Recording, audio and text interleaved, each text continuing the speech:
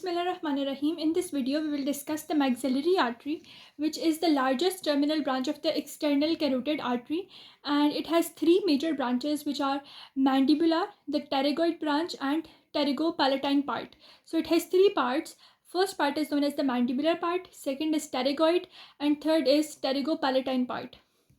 And it is the largest terminal branch of the external carotid artery. Let us look at its first branch. So to understand the first branch of the maxillary artery, you should know that it is passing between the neck of the mandible and the sphenomandibular ligament. So first part is firstly passing between the neck of the mandible and the sphenomandibular ligament. This is the first part, and then this part bends and goes beneath the lower border of the lateral pterygoid muscle. So the first part is firstly going between neck of mandible and sphenomandibular ligament, and then it is passing between the lower border or beneath the lower border of the lateral pterygoid muscle. So the first part is giving a large number of the branches. Let us look at its first branch, that is the deep auricular branch. The deep auricular branch is going to pass to this external auditory meatus, and it is going to supply, because external auditory meatus is like this. You have your ear has this external acoustic meatus which leads into this whole pathway till the tympanic membrane is your external ear. So this deep auricular branch is going to supply, this deep auricular artery is going to supply the external acoustic meatus, then the external portion of the tympanic membrane. Apart from that, this area over here also forms the temporomandibular joint. So this deep auricular branch will supply the external acoustic meatus, the lateral side of the tympanic membrane, and the temporomandibular joint. After that, there is the second part or the second branch, which is known as the anterior tympanic branch. It will pass through this foramen, and the anterior tympanic branch will move and supply this branch will now supply the medial part of the tympanic membrane and the middle ear, that is supplied by the anterior tympanic branch. And this anterior tympanic branch will pass through the foramen, which is the petrotympanic fissure.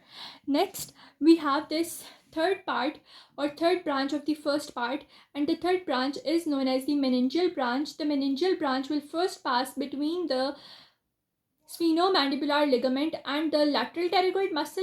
After that, the meningeal branch will pass between the two heads of this nerve, which is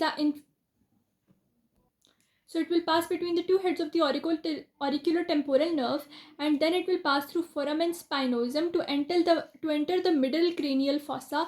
And in the middle cranial fossa, this meningeal branch will give a frontal branch and a parietal branch. The large frontal branch will go to the tarion region, and the tarion region is that region of your skull which has the frontal, parietal, temporal, and greater wing of sphenoid, all of them joining at a H-shaped junction. So this was the meningeal or the third branch of the first part of the maxillary artery. So the first branch was deep auricular branch, which was supplying the external ear and temporomandibular joint.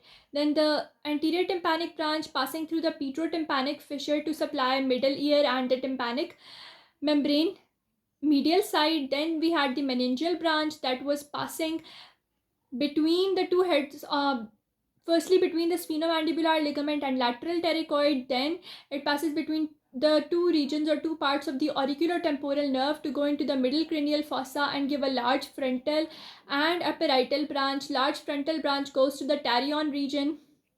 So this was our middle meningeal artery. After that, we have another branch of this first part, which is known as the accessory meningeal artery.